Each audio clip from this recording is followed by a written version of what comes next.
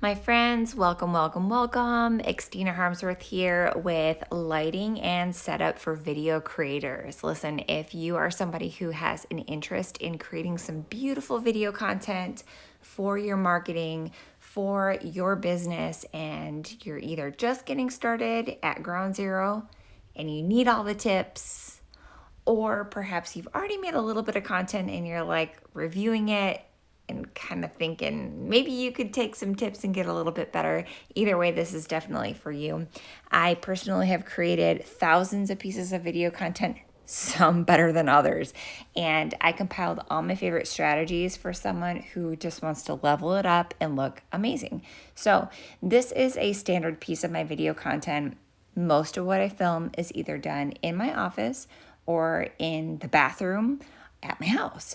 And either way, there's some really good strategies for just how to set up your lighting, your camera, and I'm gonna show you everything that is helpful to me as a video creator, which you can do even if you're starting out. So knowing that this is the standard, I'm gonna show you how I got here, but let's start with what not to do. This little corner of our office is the place where I have created video content day in, day out, week in, week out, month in, month out, that has brought our legacy multiple six figures annually. Right now is the perfect time for you guys to be making video content, but there are certain things that you can do with your videos to make them more clickable so that people will be scrolling their social, they'll find your video, they'll click, and they'll land. So right now, I'm showing you what not to do. First things first that you might notice in this video is it's a little cluttered. So behind me, you can see a chair happening. We use curtain walls, which I'm going to talk about in a minute, but like there's some weird seams in the curtain wall that, they could look better. I could have taken a little bit more time to make the wall look better and more like luxurious and not have this like seam in the wall. Okay. You can also see in the frame over here, there's a window in this room, and I wasn't like courteous of my audience and their attention span, and I could do just a couple things to tighten this up. What you want is a nice, clean, crisp, undistracting background. A very simple thing to do is to have curtain walls. We're going to get more into why those are amazing. First reason is you can cover up presentation things. Like for example, I've got a whiteboard behind me. I've also got like a checklist on a huge post-it note, right? So when you start your video content, you can neatly close these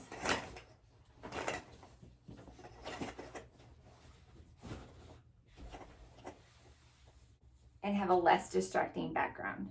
So get rid of anything that would draw your audience's eye away from you. Okay, tip number 2, let's talk lighting, because currently I'm not lit very well. This is absolutely just the natural lighting in the room. There's no lights on. This is what our office looks like with 0 lights on during the day. So it's a nice, sunlit area, but here's what you need to know for making appealing video content. You want the best lighting in the room in front of you. So if you don't have a ring light, I'm going to tell you one little secret that's helpful. If you can create video content facing the brightest light in the room, like natural lighting, perhaps a window, if that works out for you to do it and you can get it done before 1:30 in the afternoon, golden. I don't like that many stipulations because sometimes there's stuff in the background if you're only trying to get in front of a window. That really decreases what you can do with your background. I also don't like a deadline on me that I need to get my videos done before 1:30 in the afternoon for optimal daylight lighting. So I'm going to recommend to you that you get a ring light. I have a few different pieces that we're going to talk about in this video. So for starters, the basics that you want are like an 18-inch ring light. Those are super, super helpful. They give nice, even lighting. And you can usually change the temperature settings to flatter your skin and your hair and your background the best. When you hear me say temperature and brightness settings, this is what I mean.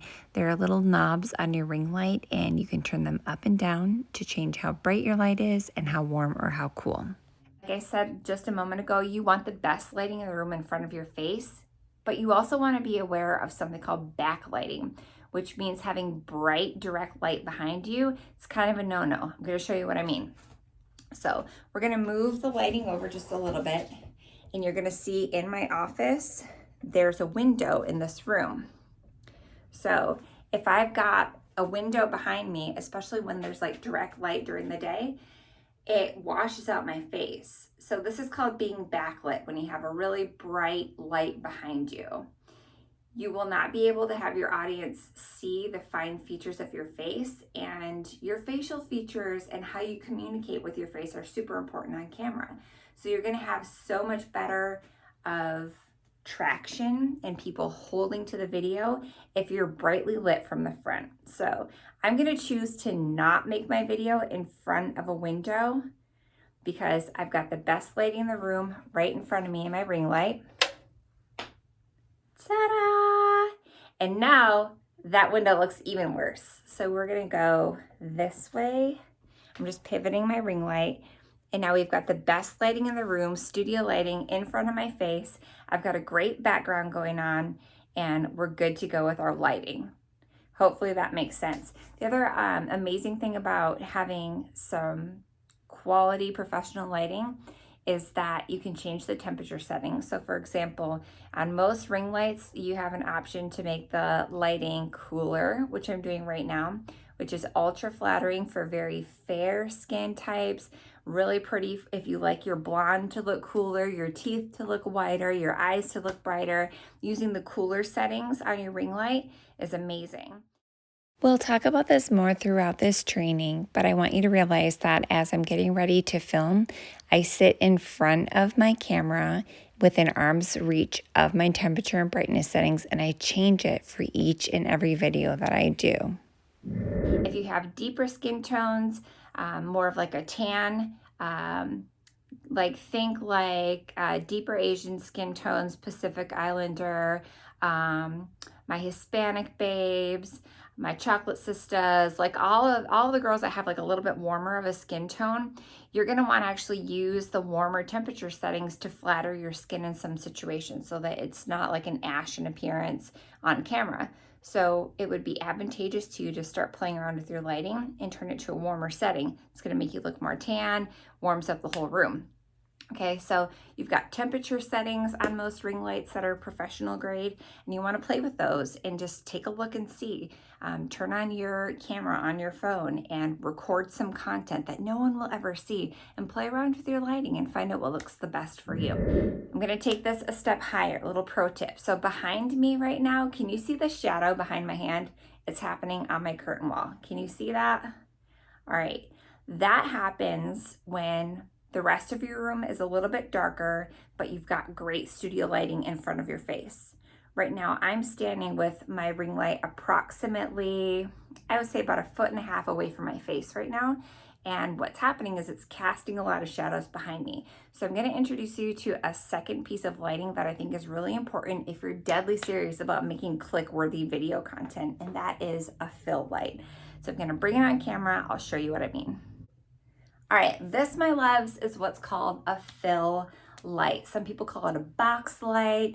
It's soft diffused lighting. So this is what the back of the light looks like.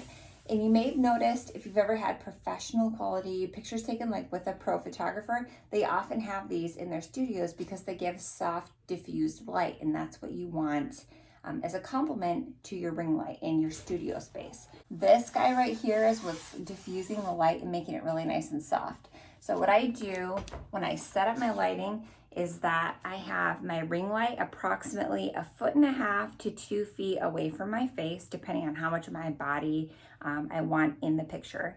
Now, secondarily, because I don't want to see these shadows that are happening behind me on camera, I'm gonna go ahead and flip on my fill lights and move them to places in the room that I feel stop the shadows. I've got my fill light set up about 1 foot away from me, and what it's doing is it's pointing light behind me and to my side. And my goal here is that I'm minimizing the shadows that happen behind me, and I'll just turn my camera a little bit so that it's no longer in the frame. There we go, perfect. Now it's out of the frame, that's my goal. And what's happening is I've got my ring light about 1.5 to 2 feet ahead of me, and I've got a fill light about 2 feet away from me on my side, but just out of frame. So sometimes when I make video content, I'm literally boxed in. I have a wall behind me, I've got a ring light in front of me, and I have a fill light to either side, about 2 feet away from me. So like an arm's breadth away from me. And that way it's minimizing how much shadows are happening behind me, and I can talk with my hands without making any like tacky, distracting shadows behind me. And it gives such a better studio lighting effect. So this right here that you're watching, this is a ring light. I'm gonna change my temperature settings to what I like them, like I'm a little bit cooler. And I've also got one fill light to my side. Because of the nature of this room, there's really pretty natural light coming from a window from this direction, so I don't necessarily need a secondary fill light.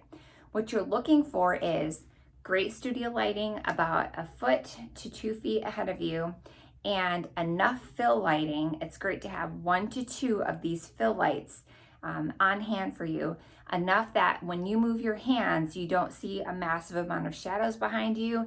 And as you're moving on camera, you don't get like a halo of shadow around your head or your body. It's super distracting. And to me, as someone who produces video content, when I see a younger or newer video creator and they're going live and they've got their ring light and it's so obvious because that's the only great lighting in the room, they've got this huge like halo of shadow behind them, it just screams amateur at me and I disconnect from the video because I feel like it's low quality. And our goal here is that we want people to click on your video. We want you to look gorgeously lit. We want you to look high end. We want you to look quality. And we don't want people to have a reason to disconnect from your message. And a busy background or shadows behind you is a great reason for people to disconnect from your message. So have the right lighting.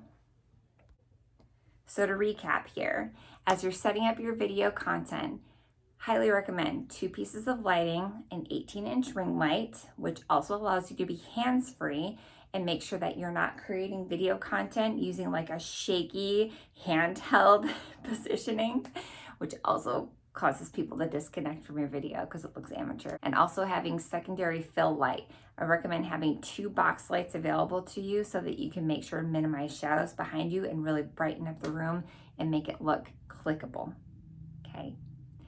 Final thing is make sure that you're not backlit. So as you're creating content, don't film with like a window behind you. It's gonna make your face look darker and then people won't be able to see the fine detail of your facial expression while you're giving the message that is meant for your client base and your following. Okay, now let's talk about angles, because technically where I'm standing right now, my angle isn't accurate and it's not the most flattering. Let me tell you what I mean by that. As you're taking pictures or you're taking video, what you want to think of as your goal is that your lens should be eye level or higher. So currently, because I'm standing up and typically this ring light is set up for me to sit, this height is actually wrong. As I'm standing up, I'm actually looking down a little bit into my lens. So the positioning is kind of like this as I'm talking to you. Let's do a couple different things.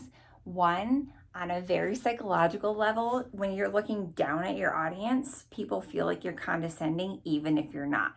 That's why when people like send you videos when they're looking down at their phone or down into their camera, it's like a little bit unappealing, or sometimes they can seem scary. You want to be actually looking like eye level with people on a psychological level. So always endeavor to have your lens of your camera at least eye level or a tiny bit higher. As you're setting up your ring light, you'll want to actually pop your phone into the ring light and make sure that your lens is either exactly eye level or just slightly higher. And that's going to give you the most flattering angle. And on a psychological level, it's going to allow people to connect with you more. This is also a great angle for taking selfies. Just a little pro tip. So I am going to move my ring light to where I'm usually sitting when I make videos. Give me just a second, be right back. Okay, got the camera going. Okay, got my seat. This is usually where I sit when I'm doing video content. It's in place. You cannot any longer see the back of my chair because my body is covering it. So again, my background is really nice and clean. It's got enough movement with the curtain wall to be like a little bit of appealing. But because of the height of my camera lens being a little bit higher, you're catching me at the correct level for eyes, and we're blocking out the chair. So now I have a nice clean background, great lighting. I'm super happy with it. And I would be ready to shoot a video at this point. The other thing is I'm within level, I'm about 2 feet away from my camera right now and my phone. So if I needed to hit go live or I needed to change temperature settings on my phone, I'm within a close enough distance that I can do it while I'm sitting. So this is exactly where I sit to make multiple six figures. Been doing it for years. Like, this is it. It's not a whole crazy studio. It's literally a corner of our office with some soundproofing that I'm going to talk about in a second, great lighting, and proper camera angles. Okay, so let's talk a little bit about the sound, because sound can be a huge barrier for people. At a psychological level, again, you are doing everything that you can to get people to scroll stop, starting with how you present yourself with hair and makeup and what you're wearing, right? You want to be appealing to your target audience. That's number one across the board. Like, you've got to get people to click. It's amazing, the psychology behind it. Whole different class. Anyways, as you are setting up your studio, whether it's at home, whether it's at your office, sound can be one of those things that gets people to click off of a video very fast. If the audio isn't crisp, if there's a lot of echo, if it's like really grainy, or if there's a lot of exterior background noise, that can be a huge reason why people disconnect and just stop watching your video. So we want to get the sound right. Couple things that you can do if you're setting up in an office like I am right now, or in a home, is you want to look into your environment and make sure that you have lots and lots of textile. If you don't know what that means, it's like you want a lot of fabric in the room, because fabric eats echo. Let me say that again, especially for the people that have the really pretty hardwood floors, or you're in an environment where there's nothing on the walls, or like a naked room, like you've just rented an office space, there's nothing in there yet, you go to make a video, it's super echoey and gross. Okay, you need fabric in the room. That is the single biggest reason that we do curtain walls. So for example, right behind me, these are floor to ceiling curtain walls. We get just like the floor to ceiling curtains from IKEA. I'll flip it up so you can kind of see up a little bit higher. So that goes all the way up to our ceiling and all the way down to our floor, and it covers 50% of the room or more. And that's a standard that I've done in all of my like recording rooms ever, because it eats the echo. Second thing that you can do besides adding a curtain wall is you want fluffy or high coverage rugs in the room. As you're talking, your voice is bouncing not only off the walls, so we've got the wall covered with curtain, and the flooring. And in this particular room, we have about 50% of the flooring, if not more, covered with rugs. So those are also like echo munchers. And there's also more fabric throughout the room. Little pro tip for you, anytime that I've ever recorded with like an expert recorder, like a videographer, and I go into their studios, if their whole room isn't soundproof, meaning like soundproofing to the walls, if they don't have that, I've even seen them bring in like giant pillows, huge down comforters, and like lay them around the floor, or even tack them to the wall if we wanted perfect sound in the room. So these are just some things that you can consider once you are picturing where you want to record at your house or at your office. You want a lot of textiles, a lot of fabric in the room. You want echo munchers, so that if you are not mic'd up, you're getting beautiful quality sound. So I'm not mic'd right now. This is just raw video in my office where I always record, and I've never had a complaint about the sound. Now, one thing that is annoying, and you should know about this, is a little pro tip for you. If you have a lot of extra background noise, you may want to mic up. So I use all Apple devices, meaning I've got the mic on my earbuds. if I'm doing a call or a really important video presentation and I just know that there's going to be background noise. You know, we live in an urban area, so often, you know, you'll hear neighbors, you'll hear sirens, you'll have people come and knock on the door. When I'm in the office, oftentimes we get deliveries, so I'll literally be in the middle of a video or a phone call and people will come and like knock on the door to deliver stuff, and I just ignore them and act like it's not happening. But it can be annoying as far as background noise, or it can be distracting. So little pro tip for you, I'm going to show you what it sounds like to be mic'd up, and I'm going to show you something to avoid if you're going to mic. So here we go. Okay, here's the difference. Meaning, if there's a lot of background noise, what is getting picked up for you right now on camera is whatever is closest to your mic. So currently my mic lives right down here. And if, say for example, my infant was screaming in another room because she woke up from her nap, you know, or the neighbors are playing basketball, which they do like every day. They're a very athletic family, like, or people were knocking on the door with a delivery. You might not hear it as much because the camera is picking up mostly what's closest to it, which is my voice. Some things to look out for as far as audio. Okay, when you are mic'd up like this, if your hair is touching the mic, we're going to pick that up. All right, another thing, if your shirt is touching your mic, we're going to pick that up. Another thing, if you're wearing like long dangly earrings and your earring touches your mic, this is the worst.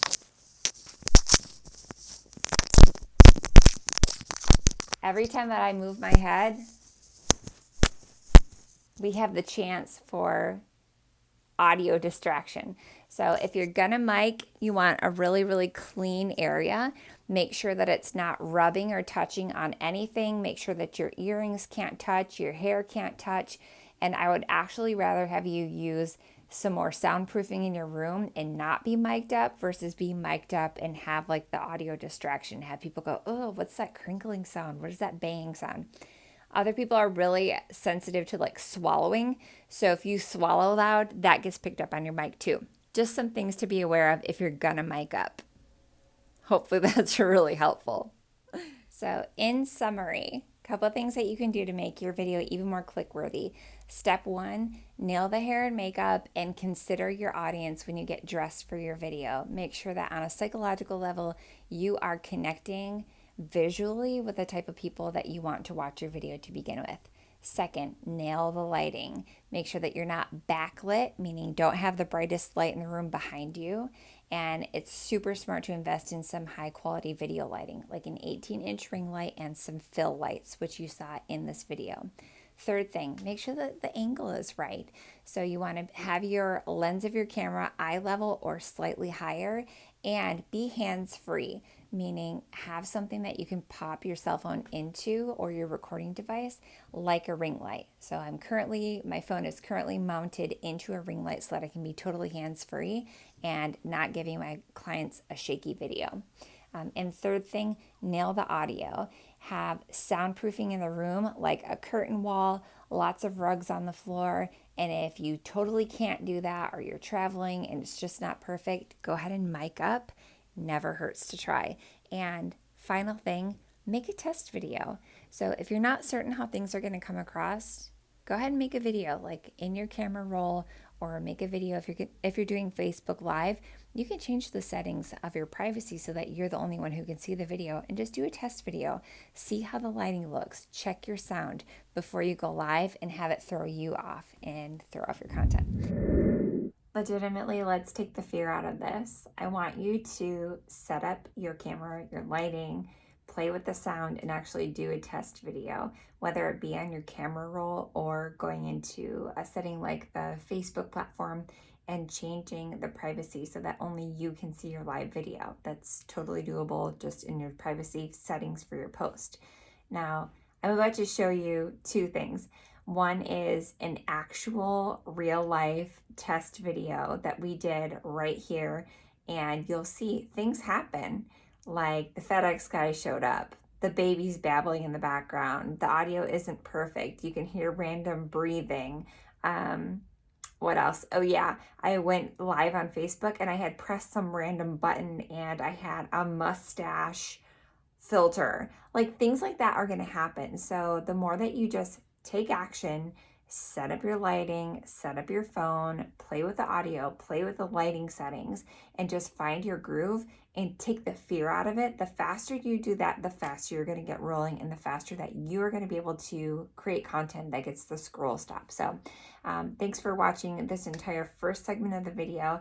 Segment 2 of this video is actually the technical stuff. So you're about to see how I set up 2 different ways that I film. So for those of you who are like, no, show me how you set it up. Like I want details. I want to see the whole space. I want to see all the things.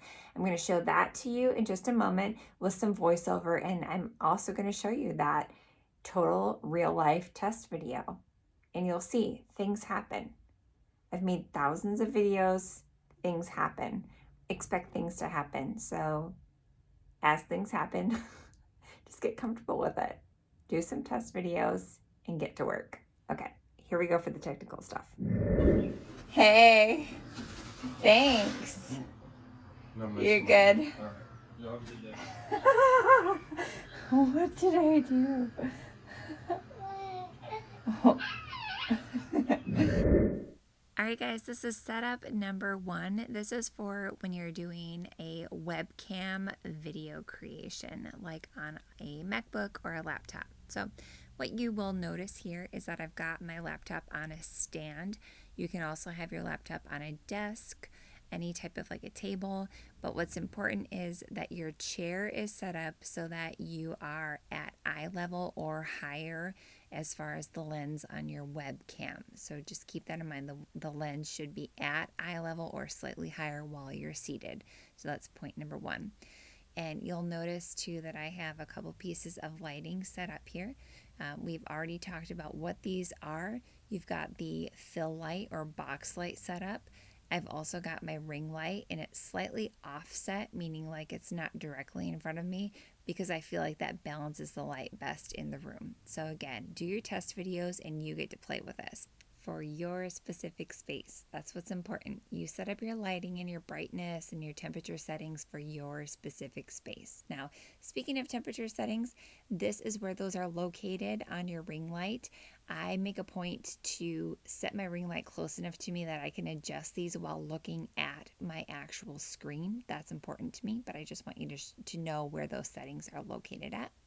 And also with your fill light, often there are brightness settings on this particular piece of equipment. For some reason, it's like way down on the cord. So the brightness setting is here, and you'll be able to see up top when I make it brighter or less. It does definitely change the room. So as you're sitting down, I would advise you to look into your screen while your camera's on and make those temperature and brightness adjustments while being able to see the screen of your laptop. So this is me seated in front of my laptop screen, and I want you to see how close it is. I can literally reach up and change my temperature and brightness from a seated position. That's how close I am to my lighting while using my MacBook. Okay, I'm really excited about this one. This is setup number 2, and this is for being hands-free and recording on an iPhone with your ring light. So the ring light has an attachment to it for mobile phones, and so the phone is going to go in the center. And in this room, you'll see I've got a ring light plus 1 fill light, and I've got a really bright and airy window to my left. Otherwise, I would be using a secondary fill light for this space.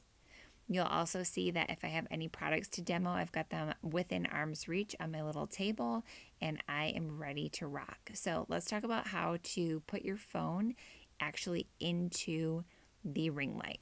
Now, I've had several of these mobile attachments for ring lights, and they all work about the same.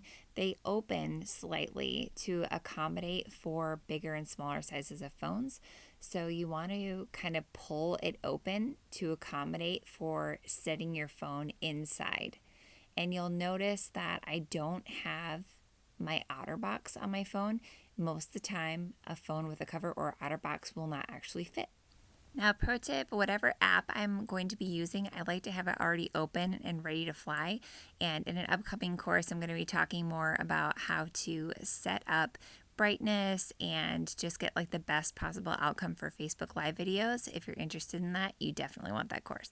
Okay, speaking of recording content for apps, depending on which app you're in, it can be more advantageous to have vertical videos versus horizontal. And one of the easiest things about recording content on a phone and using the ring light being hands-free is that the mobile attachment allows you to flip pretty easily from vertical view to horizontal view and back. I tend to like my phone in horizontal view for Facebook Lives, and I'm going to be recording some more content coming up on my favorite settings, how to stay in focus, and a copywriting course on how to get more engagement on your Facebook videos.